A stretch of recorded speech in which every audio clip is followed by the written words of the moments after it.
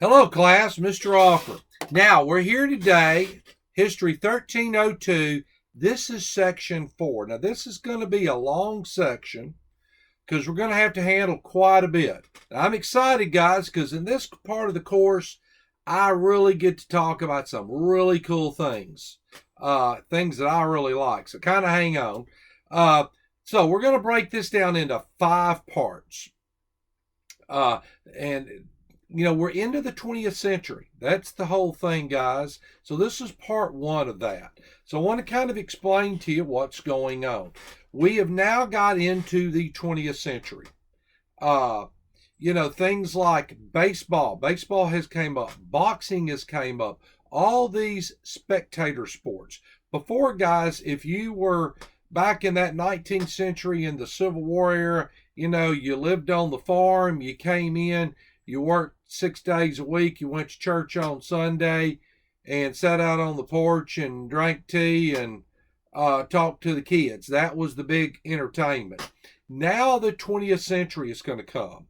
That 20th century, guys, is going to bring, for the first time, you have stuff you can do for sporting events. You can go to a baseball game, professional baseball. You can watch boxing.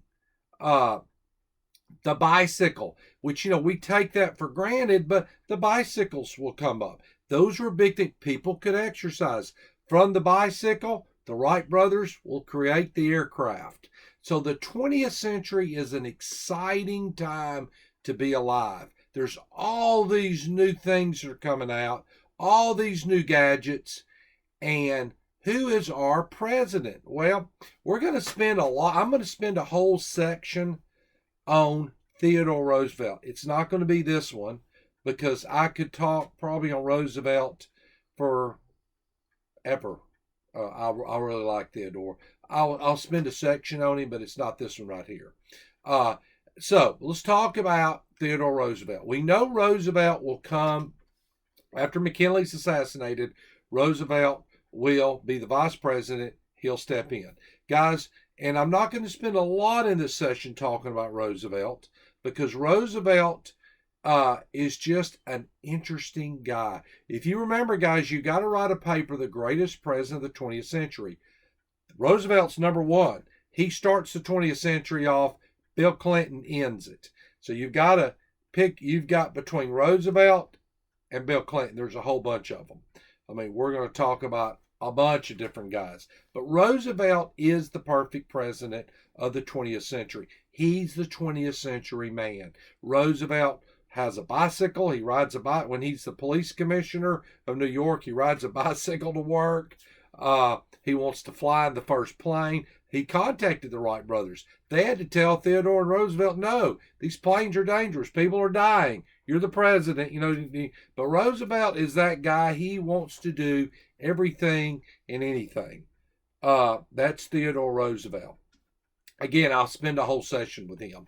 So we know that he is 42 years old when he comes in. Youngest president, by the way, he's a Republican. Again, and Roosevelt will have done a little bit of everything. And I keep trying to pull myself away to get on the other PowerPoints because Roosevelt will take up a lot of my lecture when I talk about him. So we talked about all the stuff going on, okay, in the 20th century. We have bicycles, you have aircraft, all this stuff going on. Well, there's also a group of people, they're called the progressives. Now, if you write a Roosevelt paper, you need to write about the progressive parties. The progressives were, and I kind of classify them, you've got Roosevelt, Taft, Woodrow Wilson. They're all progressive presidents. Progressive presidents believe that laws are used to regulate, or regulations are used to make us a better society. You'll see that with Roosevelt, with the different regulations that he'll come up with, the Food and Drug Act regulations he'll come up with that will clean up. Today we have FDA. When you go to Walmart, you don't have to worry about getting sick because you don't have to worry about there was a slaughterhouse that wasn't sanitary. When you go get your prescription medicine, you have to get a prescription. this kind of stuff. Progressives believe that you use laws to better better people, so to speak, make things better. A good example is prohibition, which will come under Woodrow Wilson. So it's not always, we look at big government today as kind of a bad thing.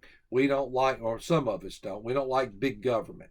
We don't want government too involved in our lives. You have to remember, in this time, guys, this is over 100 years ago. And there was really, these guys are introducing the big government, okay? Like I said, we're going to spend a whole section with Roosevelt. That will probably be this next section. So I'll get you prepared for it. It will be the next section. It will be section 2 that we will get to meet Theodore Roosevelt, which you're going to like him. All right, guys, we come back. We're going to meet Teddy.